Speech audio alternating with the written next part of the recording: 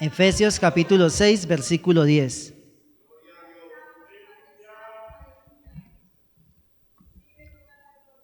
Como anécdota, creo que ha sido una de las predicaciones más difíciles para mí, no por el contenido, sino por lo que dice la palabra, que precisamente ataca a todos nosotros. ¿Listo? Efesios 6, 10. Por lo demás, leamos todos juntos. Por lo demás, hermanos míos, fortaleceos en el Señor y en el poder de su fuerza. Oremos.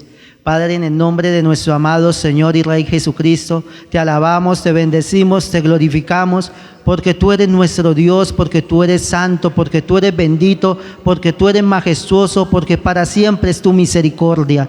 Ahora, Dios de los cielos, de la tierra, creador de todo lo que existe, te rogamos que tu mano de amor y misericordia esté sobre nosotros, que nuestra mente, nuestro corazón y nuestras vidas sean dispuestas delante de ti, que tú gobiernes con soberanía y trates en nosotros conforme a tu perfecta voluntad. Obra con tu palabra para que en ella se haga en nosotros los frutos para la cual tú la determinaste. Oh Dios, en el nombre de Jesús, rompe las cadenas, desbarata los yugos, destroza las obras del diablo. Espíritu Santo, sopla con poder, con fortaleza, restaura nuestras vidas, nuestros cuerpos, nuestra mente, nuestro corazón, sean guardados para ti y dispuestos para toda buena obra. En el nombre de Jesucristo, nuestro Señor, te lo pedimos con acción de gracias, que no sea yo, Padre, porque yo no soy nada, que seas tú el que nos hables. En el nombre de Jesús, tu Hijo amado, nuestro Señor, te lo pedimos y lo declaramos hecho. Amén y amén. Podemos sentarnos, mis amados hermanos. El título de esta enseñanza se denomina La palabra que disipa el desánimo. La palabra que disipa el desánimo. Decía que había sido muy difícil porque no encontraba la predicación, porque también, como dice aquí, estaba en una etapa dura para poder elaborar este bosquejo. Sin embargo, el Señor fue bueno y a través de los días y sobre todo hoy ha afirmado esta palabra que hoy nos va a enseñar.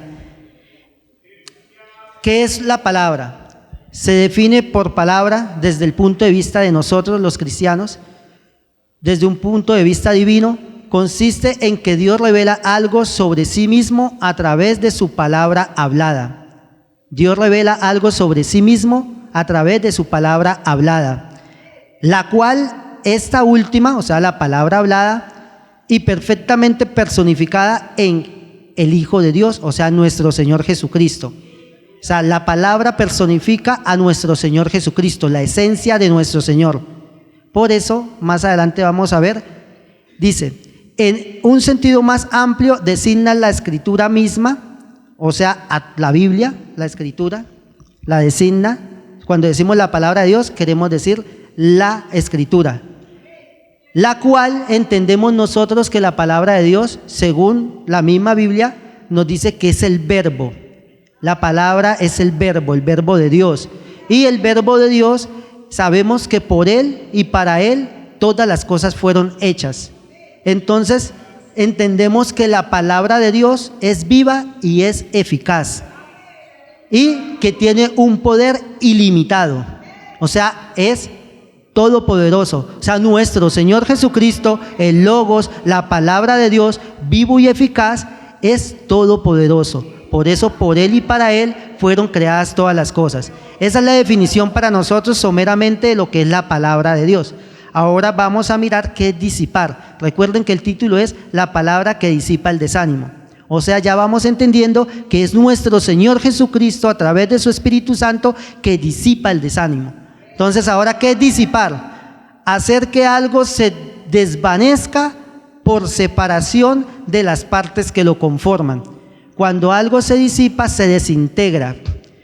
El desánimo tiene unos componentes que hace que nosotros estemos en una condición y ya vamos a ver entonces qué es el desánimo. ¿Qué es el desánimo? Es la falta de ánimo, de entusiasmo, de ilusión, de ganas o de voluntad para hacer o enfrentar algo. Es un sentimiento de menos confianza o menos esperanza, o sea, imparte incredulidad. De derrota. El desánimo es un sentimiento de derrota, es un sentimiento de frustración, de desaliento. Es estar sin fuerzas para seguir adelante, hacia alguien o para hacer algo.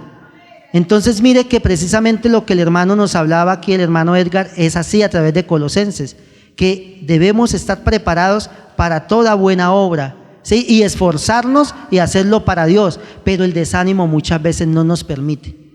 El desánimo no nos permite, pero aquí estamos dándonos cuenta que el Señor Jesucristo disipa el desánimo, desvanece el desánimo, quita el desánimo. Vamos a ver ejemplos en la palabra de Dios de hombres de Dios que cayeron en un desánimo profundo y ese desánimo les afectó en su momento, pero que Dios en su gran misericordia y amor los levantó y los colocó en lugares de honra para ejemplo hoy de nosotros. Entonces el primer ejemplo lo encontramos en el libro de Números, capítulo 11, versículo 4 al 6. Libro de Números, capítulo 11, versículos 4 al 6. Entonces, dice: y la gente extranjera que se mezcló con ellos tuvo un vivo deseo, y los hijos de Israel también volvieron a llorar y dijeron: ¿quién nos diera a comer carne? Aquí vamos a ver el desánimo que tuvo Moisés, siervo del Señor, a los cuales todos nosotros sabemos que no hubo hombre como él en su ministerio sobre la faz de la tierra, ni lo ha habido, por misma boca de Dios, porque él dijo: a todo profeta yo le hablaré a través de visiones, de señales, mas con Moisés no es así, yo le hablo cara a cara. Y de eso dijo que así iba a ser solamente con él y no iba a haber otro que tuviera esa experiencia. Entonces era único ante los ojos de Dios en ese aspecto. Sin embargo, con esa gloria que Dios le permitió ver a Moisés y con todo lo que Dios le usó, Dios aquí nos relata lo que le sucedió a Moisés, y es que debido a la influencia de la gente extranjera que habitó en medio de ellos, vino un desánimo, el cual irritó a Dios e hizo que Dios se enojara contra el pueblo. ¿Cuál era esa gente extranjera que habla el capítulo 11, versículo 4 de Números? Eran madianitas. Bueno, habían más, pero uno de ellos eran los madianitas. ¿Dónde está que dentro de ellos había gente madianita?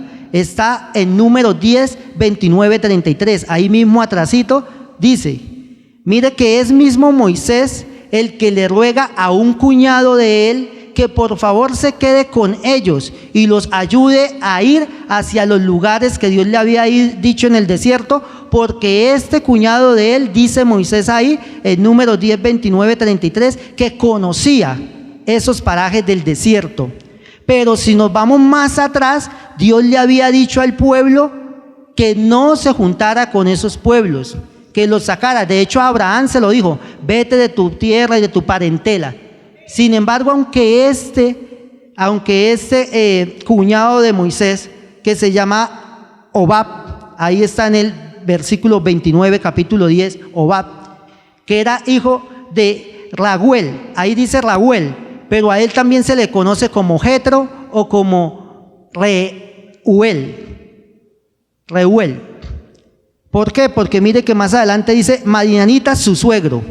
O sea, este Reuel es el mismo Jetro o es el mismo que conocemos nosotros también después como Reuel, ¿sí? Entonces este era hermano de Séfora, la mujer de Moisés. Pero él mismo le dice: no, yo no me voy con ustedes, yo me vuelvo para donde mi parentela. Sin embargo, Moisés le sigue y le ruega y le dice: no, venga, vamos. Y más adelante en el 33 vemos que dice: y así partieron del monte de Jehová camino de 3 días. O sea, se fueron juntos y se quedó parte del pueblo de Madián ahí, o algunos de descendencia de Madián. Sabemos que ellos adoraban sus ídolos. Ahí más atrás podemos mirar que dice que Jetro era sacerdote de esa creencia de ellos, de esos ídolos, ¿sí? Era sacerdote. Entonces, Ya vemos cómo empieza a entrar el desánimo. El desánimo empieza a entrar cuando las influencias externas o las personas tienen la capacidad de afectarnos. Y aquello que tiene la capacidad de afectarnos nos afecta porque nosotros observamos hacia allá. Los tomamos como norte, como ejemplo, como punto a seguir, como referencia. Eso es lo que hoy en día nos pasa a muchos. Nosotros colocamos las miradas en el mundo, en cómo progresa el impío, en cómo le va al que no tiene temor a Dios, en cómo le va a mi vecina, a mi vecino, en cómo le va a Julano que mire, no vive bien para Dios, sin embargo mire cómo está. Ahí es donde nosotros empezamos a fallar, porque si nos damos cuenta, empezamos a menospreciar lo que Dios nos da. Por eso el pueblo de Israel dice que ellos clamaron y se quejaron a Dios y dijeron en un momento, es que lo único que nosotros vemos es este maná, no hay nada más, este maná. Hablando de una forma despótica sobre la bendición que Dios les había entregado. Pero eso no pasa solamente con el pueblo de Israel, pasa con nosotros. Porque nosotros, aunque Dios nos bendice, no vemos la bendición actual de Dios, sino más bien renegamos de la bendición de Dios. Sino más bien colocamos los ojos en lo que aparentemente es bendición, pero que ante los ojos de Dios realmente no es la bendición. Entonces, Israel tenía el maná, no tenían que cultivar. El maná tenía todas las propiedades alimenticias, de nutrientes y minerales y vitaminas que sus cuerpos requerían. Tenía hasta un sabor agradable. Solamente era levantarse, macerarlo y hacer las tortas de pan y comer. Sin embargo, ellos anhelaban los ajos, ahí lo relata. Anhelaban los ajos, los pescados, la carne, ¿sí? Y no está mal anhelar, pero está mal lo que hicieron ellos, que igual nosotros también hacemos, y es renegar de lo que Dios nos da, menospreciar lo que Dios nos da y tener por poco lo que Dios nos da, murmurar contra la bendición que Dios nos da. Entonces Dios nos da una bicicleta y renegamos porque tenemos bicicleta y aquel tiene un Toyota, aquel tiene un Audi. Entonces Dios nos da una casa y renegamos porque aquel tiene una cabaña, una mansión, un chalet. Entonces Dios nos da salud y renegamos porque aquel tiene 3 relojes de oro. Entonces Dios nos da salvación y renegamos porque aquel sí tiene sus hijos estudiando en una universidad privada. Y entonces la salvación no era más que ello. Eso hace que nosotros delante de Dios pequemos contra Dios. Cuando no valoramos lo que Dios nos da. Dios no nos prohíbe que le pidamos. De hecho, Él dice, pídame, pedid y se os dará. Pero es el corazón con el que pedimos a Dios. Un corazón contrito y humillado no desprecia a Dios, pero el altivo Dios lo mira de lejos. Y ese es el problema, que pretendemos exigirle a Dios que nos dé las bendiciones, cuando nosotros no somos dignos ni de la salvación. Que digo ni de la salvación no porque sea menos que todo, sino porque es lo que menos a veces apreciamos. Todos nosotros tenemos salvación por la sangre de nuestro Señor Jesucristo, y sin embargo nos vivimos quejando todos los días. O sea, lo hablo en esos términos, en los términos de nuestra forma de observar, que tenemos salvación, que nada la puede comprar, y todavía renegamos todos los días delante de Dios. Renegamos, todos renegamos, por lo menos yo también. Entonces, eso es lo que no le agrada a Dios. Dios dice, amado, yo deseo que tú seas prosperado en todo. Ahora, ¿qué doy yo? Quejas, murmuraciones, peleas, lamentaciones. ¿Qué doy yo? ¿Le sirvo al Señor con gozo, con un corazón dispuesto? ¿Me esfuerzo por servirle al Señor aunque esté cansado? Estoy cansado y no quiero ir. No quiere ir, pero sí quiere carro, quiere casa, quiere beca, quiere comida, quiere todo. O sea, queremos pues, porque yo también. ¿Sí ve? Para exigir sí buenos, y más a Dios, que ni merecemos nada. Pero para darle a Dios, ahí sí estoy cansado. No oro porque estoy cansado, no leo la palabra porque estoy cansado. ¿Y qué produce ese cansancio? ¿Qué produce? Realmente eso es un producto del desánimo. El desánimo trae el cansancio, porque si no estuviéramos desanimados, no nos daría pereza orar. Antes desearíamos llegar a orar al templo, una hora antes de culto, ayunar, orar, leer la palabra, instruirnos, ir a evangelizar. Si tuviéramos ánimo, estaríamos con ese gozo de salir a evangelizar. Así estuvieran nuestros pies cansados, estaríamos con ese gozo, pero no lo estamos, porque el desánimo nos ha cegado. El desánimo nos ciega, no nos deja ver las bendiciones y las maravillas de Dios, sino que más bien nos hacen es ofender y pecar contra Dios. Vamos a mirar otro ejemplo. Miremos el ejemplo del desánimo de Asaf. ¿Quién era Asaf? Salmos, 150 salmos escritos, más de la mitad por David, pero hubo otros autores. Uno de ellos, Asaf, escribió 12 salmos. El primero, el Salmo 50, que habla sobre los juicios hacia los impíos. Pero el 73 ya es una queja de Asaf hacia Dios en su corazón y verbalmente, hacia la prosperidad de los impíos. Dice él, en cuanto a mí, casi 73:2, Salmo 73:2.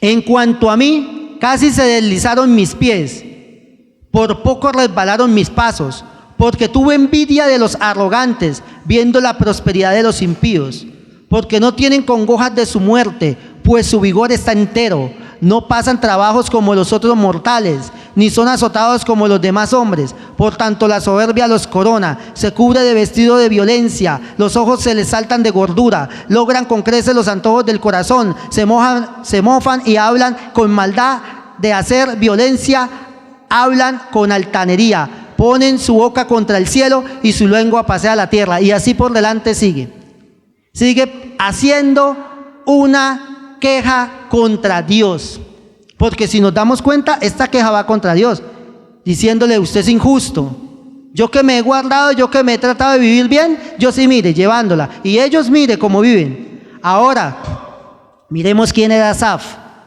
Asaf era uno de los 3 hijos de Leví, de los que le sucedieron a los hijos de Leví. Los 3 hijos de Leví fueron Miriam, Gedeón, creo que fue el otro. Fueron 3 hijos, pero uno de ellos, yo la anoté por acá, uno de ellos fue Asaf, fue hijo de uno de los hijos de Leví. O sea, cada uno de los hijos de Leví, David los escogió para que fueran los cantores principales en la tienda que era el tabernáculo, y luego se construyó el templo por Salomón. Pero de esos 3 hijos que tuvo Leví, David escogió a uno de cada uno de esos 3 hijos. En este caso, uno de los hijos de Leví fue Asaf, y era uno de los cantores principales, era un director. Y este Asaf era, dice la Biblia, que era la mano derecha de David en ese tema, ¿sí? Y el hijo de Miriam era el segundo, era el de la mano izquierda, y estaba el otro. Si David fue el que nombró a Asaf como líder, como la mano derecha, para ser cantor en la tienda, en el tabernáculo de Jehová, ¿usted cree que Asaf estaba arruinado? ¿Usted cree que Asaf vivía en la calle? ¿Usted cree que Asaf aguantaba hambre? ¿Usted cree que Asaf estaba mugroso y mal vestido, sin ropa? Pues no, estaba viviendo con David en el palacio. Era el hombre de la derecha, el de confianza. Tenía buena comida, comía en la mesa del rey. ¿Se acuerdan que en la mesa del rey comían todos los que eran allegados a él? Entonces Asaf no estaba mal, pero mire lo que le está diciendo a Dios acá en este salmo. ¿Por qué? Porque estaba desanimado, y el desánimo cega, coloca tinieblas, nos hace no ver la bendición que Dios tiene en nosotros, sino nos hace ver aquello que queremos y que creemos que es la verdadera bendición. Pero qué más bendición no tenía Asaf sino que estar en la mesa del rey comiendo con el rey. Y el rey de nosotros es Jesucristo nuestro Señor. Y eso mismo vamos a hacer nosotros en las bodas del Cordero cuando seamos allí en el cielo, vestidos de lino fino, limpio, resplandeciente, y nos sentemos a la mesa del rey. Nosotros vamos a tener ese privilegio. Estos que habla aquí Asaf, no. Los impíos, su destino será el lago de fuego. Pero eso hace el desánimo. Sin embargo, gracias a Dios, Asaf, cuando voltea su mirada a Dios, entonces ahora entiende. Y dice el versículo 1 del Salmo 73, ciertamente es bueno Dios para con Israel, para con los limpios de corazón. Y de ahí ya empieza a entender en el 10, dice, por eso Dios hará volver a su pueblo aquí y aguas de abundancia se harán extraídas. Y en el 15 dice, si dijera yo hablaré como ellos, he aquí la generación de tus hijos se engañaría. O sea, no puedo decir eso porque no es cierto lo que a él acababa de decir, la queja. Y así sucesivamente sigue diciendo en el 17, hasta que entrando en el santuario comprendí el fin de ellos. ¿Cuál fue el remedio que tuvo Asaf aquí para ese ceguera espiritual o esa ceguera mental? ¿Cuál fue el remedio? Buscar al Señor. Ir delante de la presencia del Señor y decirle, Señor, mire, yo siento esto, pero yo sé que usted es bueno. Acláreme esta mente, que no me da para más. ¿Y el Señor qué va a hacer? Él dice que Él nos dará el Espíritu Santo. ¿Para qué? Para entender y conocer cosas grandes y ocultas que aún no conocemos, y que por el Espíritu Santo Él nos revela a nuestro espíritu la ciencia de Dios, las maravillas de Dios, la verdad de Dios. O sea, si nosotros vamos a Dios en oración, Dios tendrá misericordia, pero con un corazón dispuesto, contrito y humillado. Vamos viendo dos, ¿no? Uno, el desánimo de Moisés y cómo Dios se presenta delante de él y le dice, yo les voy a dar de comer carne a toda esta gente. Y Moisés le dice, no, usted, ¿cómo le va a dar? Moisés le dice eso a Dios. Dice, ¿usted le va a dar de comer carne? ¿Cómo le va a dar? Imposible que usted le dé de comer carne. Usted no está diciendo la verdad, usted no es capaz. Eso le dice Moisés. Le dice, si es que son más de 600,000, ¿de dónde va a traer usted carne? Vamos a degollar ternero, bueyes, ¿qué va a hacer? Llega y le dice Dios, yo soy Jehová, mi brazo no se ha cortado. Usted va a ver si no se cumple mi palabra. Y se cumplió. Al lado derecho y al lado izquierdo había palomas. Trajo Dios palomas. Dice que de 2 codos de altura la cantidad. O sea, Dios las trajo y como que quedaron ahí desmayadas.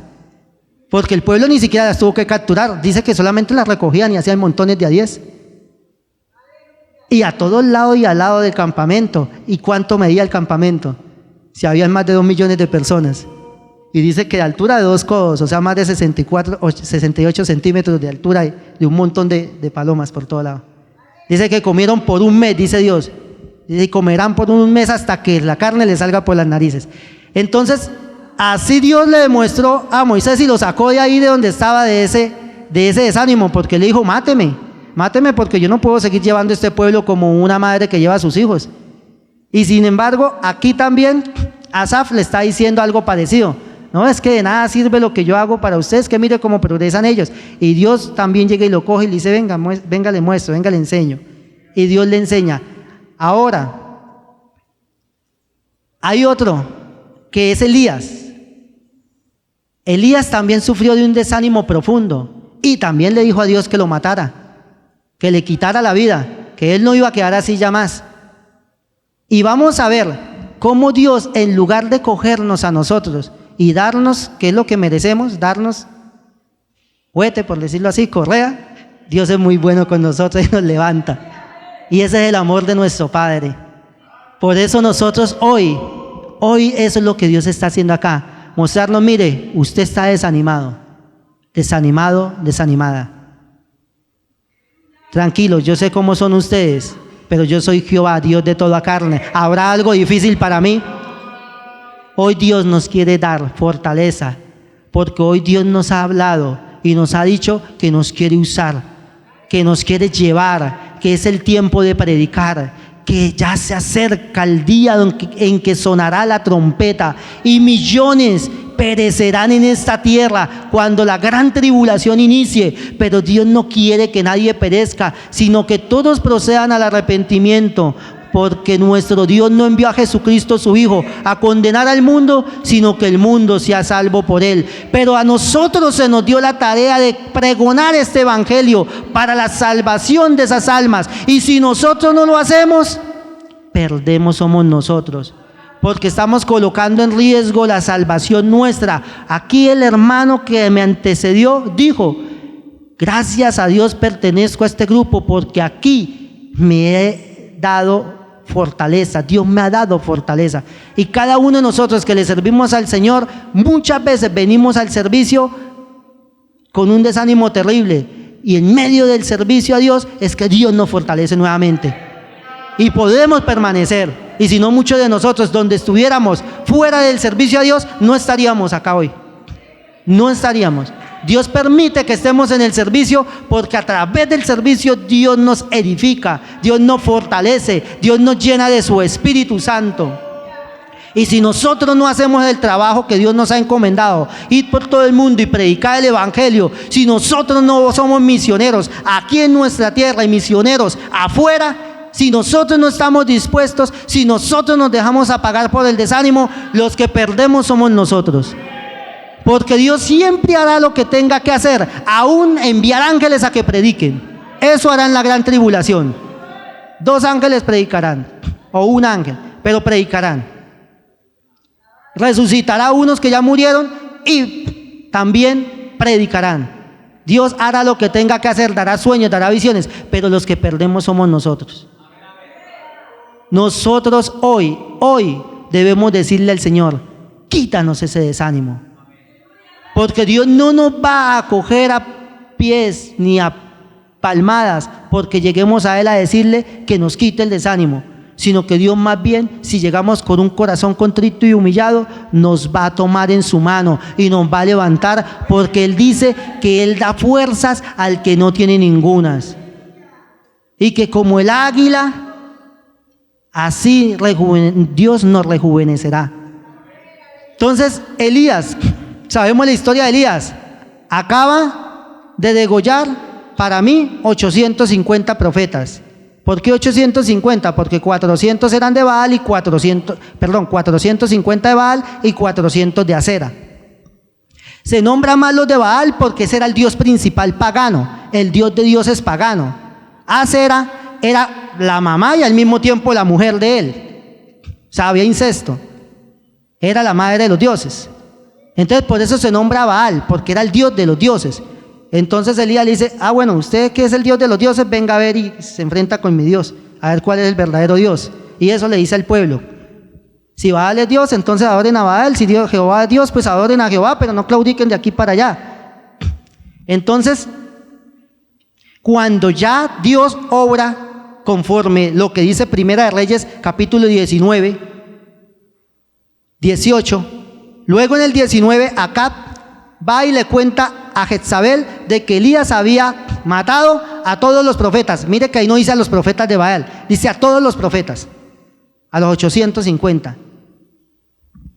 Pero, ¿qué pasó? Jezabel amenaza a Elías. ¿A través de quién? De un mensajero, ni siquiera ella misma fue. Sin embargo, pues esa es la naturaleza de nosotros los seres humanos. Se nos olvida que en esta mañana Dios nos dio gran bendición y llenura de su espíritu, y en la tarde ya estamos desanimados, ya no queremos venir a culto. De verdad que así es. De verdad que así es. Es que nosotros, nuestra naturaleza es terrible. Si no fuera pues nuestro Señor que nos da la victoria y su Espíritu Santo que nos ayuda. Por eso, cuando estemos allá en el cielo, yo creo que va a tocar hacer fila de años para podernos postrar delante de los pies del Señor y abrazárselos, porque todo el mundo vamos a estar reconociendo lo mismo allá.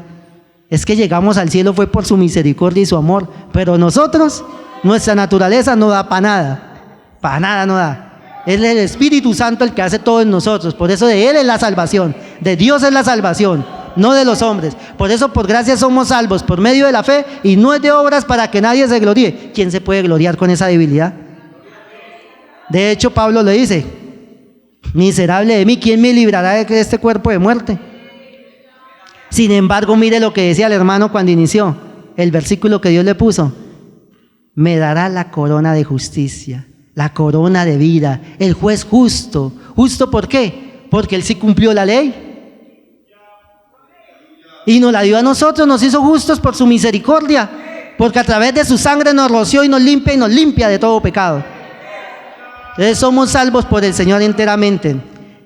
Aquí Elías, entonces, al ver esa situación, va y se esconde. Ustedes ya conocen la historia, está en el capítulo 18. Y al final le dice: no, Jehová, quíteme la vida, máteme. Pero mire Dios cómo es de bueno, le manda un ángel, le da una torta, le da agua, y se vuelve y se queda dormido. Vuelve el ángel, lo toca, vuelve y le da más torta, torta del cielo, porque ahí no dice que la hizo ninguna anciana, eso fue después, ahí no. La torta del cielo, del mismo pan de Dios, mismo maná del Dios vivo. 40 días y 40 noches caminó luego con esas dos comidas. Sin embargo, vuelve y se queda dormido después de que come la segunda vez. Y el ángel le tiene que decir: vea, Jehová le manda a decir que se levante, que largo camino le resta y que se vaya para tal lado.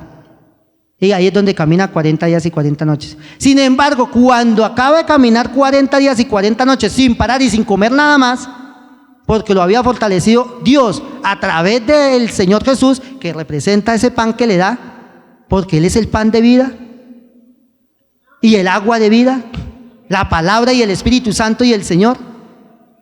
Camina 40 días, ¿qué vaya a hacer Elías nuevamente? Vuelve y se encueva. Se mete otra vez a la cueva. Y Dios le dice: no, mijo, ¿qué le pasa? Levántese, salga de ahí. O sea, mire el desánimo tan terrible. Elías estaba totalmente cegado. Tiene ángeles al lado, los ve, los escucha, le dan comida, come, comida física, toma agua por 2 veces, lo para otra vez para que no vea que es un sueño, camina 40 días y 40 noches, aquí no durmió, entonces no podía pensar que era un sueño, sentía el calor del día, sentía el frío de la noche, en el desierto así, y camina 40 y todavía vuelve otra vez a la cueva. Eso nos pasa a nosotros, aunque Dios mismo está con nosotros, aunque su gloria se mueve, aunque los milagros de Dios suceden, porque cada vez que se arrepiente un pecador es milagro del Señor, porque ¿quién cambia un corazón pecador? Nadie. Nuestra palabra, nuestro mensaje, nada. Es el Espíritu Santo que redarguye de pecado, juicio y de justicia. Y aún nosotros viendo que Dios nos liberta, nos libra de la maldad y del mal y de los malignos cada día, y que cada día nos sostiene la salud, nos sostiene la vida, nos sostiene a los hijos, nos sostiene la familia, nos sostiene el empleo, nos da comida, nos da un lugar donde dormir, porque ninguno de nosotros dormimos en la calle. Todavía no le creemos a Dios. Todavía vivimos cegados por el desánimo. Y todavía no queremos orar. Todavía no queremos leer la palabra, todavía no queremos ir a predicar, todavía ya se nos salió del corazón querer ser pastores, querer ser misioneros, querer ser evangelistas, querer ser profetas. Ahora, el que yo quiera lo va a hacer. No, el Señor es soberano, pero al menos debe haber un deseo en nosotros. Al menos debe haber un deseo en nosotros. Pero ¿cómo va a haber un deseo si el desánimo nos embarga y nos tiene nublados? Si nos ha quitado la fe, la esperanza, la ilusión, como leímos lo que hace el desánimo. Y entonces, ¿qué hacemos? ¿Nos quedamos ahí? Pues no. Dios dice: levántate, que largo camino te resta. Largo camino te resta. Aquí no es que yo soy viejo y ya tengo 80 años y ya no hago nada. ¿Cómo que no hace nada? ¿A los cuántos años fue llamado Moisés? ¿No fue a los 80? ¿Cómo que no hago nada? ¿No Eliseo no tuvo uno de los ministerios más longevos? Más de 110 años. Y todavía estaba sirviéndole al Señor. ¿Quién aquí tiene más de 110 años? Y vaya y mire la profecía que dio a lo último Eliseo. Tremenda profecía. Entonces, No, somos nosotros los que tenemos que clamar a Dios misericordia, decirle: Señor, quítame este desánimo, yo quiero oír, Señor, lléname del poder del Espíritu Santo para poder glorificar tu nombre. Úngeme para vivir tu palabra, úngeme para orar, úngeme para predicar, úngeme para deshacer las obras de las tinieblas, para ir contra las huestes del mal. Dame de nuevo para predicar, Señor. Dame autoridad para echar fuera a los demonios, para sanar los enfermos en tu nombre. Que no sea yo, sino que tu nombre sea glorificado. Lléname de tu bendición para aportar a lo que se necesita en tu obra, Dios mío. Lléname de tu presencia. Eso es lo que tenemos que hacer, ir a los pies del Señor. ¿Y usted qué cree que Él va a hacer? Él dice: porque no se ha grabado mi oído para oír, ni se ha cortado mi brazo para ayudar. Desde luego que Él meterá su brazo y nos levantará, porque Dios quiere un corazón que esté dispuesto a servirle a Él, a entregar su vida, a reconocer que nosotros por nosotros no somos nada, pero que poderoso es Dios para destrucción de fortalezas en nuestras vidas. Que poderoso es Dios para hacer con nosotros lo que Él dijo que haría. Porque cuando Dios habla, el cielo y la tierra pueden pasar, puede atravesarse el que sea, pero la palabra de Dios se cumple, porque es palabra de Dios. Ahí no hay nada que valga. Si Dios tiene un propósito y nos creó a cada uno con un propósito, porque por eso existimos, Dios lo cumplirá si nosotros nos entregamos en las manos de Él. ¿Tiene que ser usted digno o yo digno para que Dios lo haga? Dios lo hará porque Él es Dios. Porque ningún ser humano es digno de que Dios tome en cuenta a ese ser humano. Yo no soy digno de estar aquí. Sin embargo, Dios me puso aquí porque a Él le plació que en esta hora trajera este mensaje de parte de Él. No se trata de si soy digno o no, se trata de la misericordia y del amor de Dios para con todos nosotros, y que está extendida para aquel que a Él viene, Él no lo eche fuera. Se trata de nosotros, de ese corazón contrito y humillado, de ya dejar de ver el mundo y de ya de estar influenciándonos por el mundo y las riquezas que el mundo tiene, sean las riquezas que sean, académicas, intelectuales, de lo que sea. Está bien mirar a Cristo. Eso nos enseñó el Señor, puesto los ojos en Jesús, autor y consumador de la fe. Jesucristo es nuestra fortaleza, nuestra esperanza, nuestro pronto auxilio en medio de la tribulación. Aunque brame la mar, aunque sea lo que pase, Dios es el que nos va a llevar adelante. Él nos prometió estar con nosotros todos los días hasta el fin. Jesucristo es la roca en la cual estamos cimentados, en la cual estamos nosotros edificados. De ahí no seremos movidos, porque el Espíritu de Dios levantará bandera cuando el enemigo venga como ríos, porque estamos en la roca de nuestra salvación. Es Jesucristo nuestro Señor, el Hijo de Dios, el creador del cielo, de la tierra y de todo lo que existe, el dueño, el amo y Señor, el que está con nosotros y nos llevará adelante. Pero somos nosotros los que tenemos que tener un corazón en los pies del Señor. En los pies del Señor, un corazón en los pies del Señor, sabiendo que del Señor es toda su gloria, que de Él es toda la honra, que de Él es toda la alabanza. No servir por lo que nos den, servir porque Él es nuestro Señor y nos ama y nos ha dado vida eterna y bendiciones hasta que sobreabunda. Servirle porque Él es bueno, porque para siempre ha sido su misericordia para con nosotros. No servirle para que nos aplaudan, no servirle para que nos vean, aún servirle así nos echen agua sucia.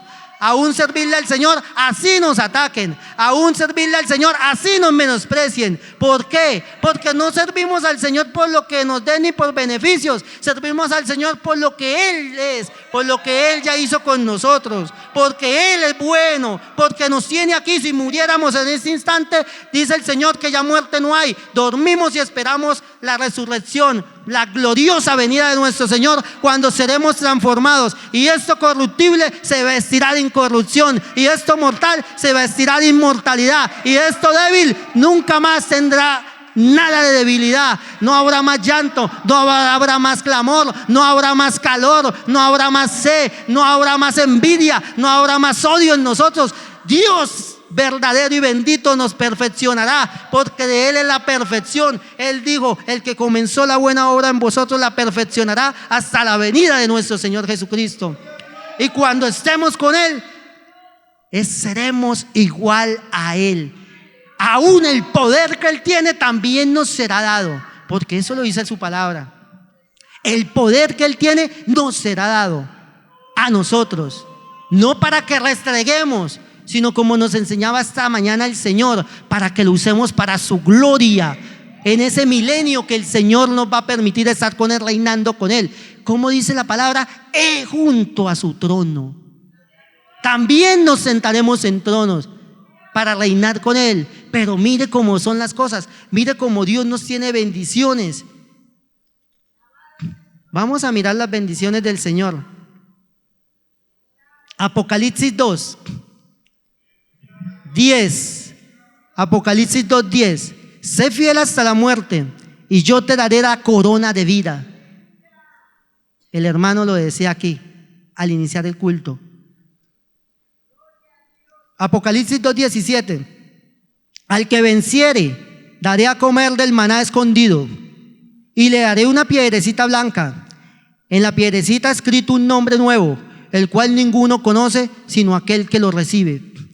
25 dice: pero lo que tenéis, retenedlo hasta que yo venga. Al que venciere y guardare mis obras hasta el fin, yo le daré autoridad sobre las naciones, y la regirá con vara de hierro, nosotros, y serán quebrantadas como vaso de alfarero, como yo también la he recibido de mi Padre. Le daré la estrella de la mañana. El que tiene oído, oiga lo que el Espíritu dice a la iglesia. Y Apocalipsis 3 dice: el que venciere será vestido, 3:5, el que venciere será vestido de vestiduras blancas, y no borraré su nombre del libro de la vida, y confesaré su nombre delante de mi Padre y delante de sus ángeles.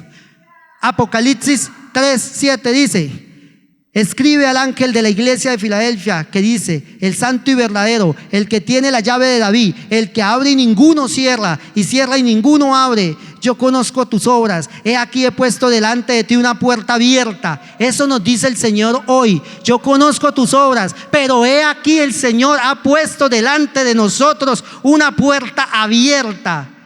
Y un hombre le dijo a él: ensancha mi tienda, pero tu mano no se aparte de mí. Y eso hoy está haciendo el Señor, está abriendo la puerta.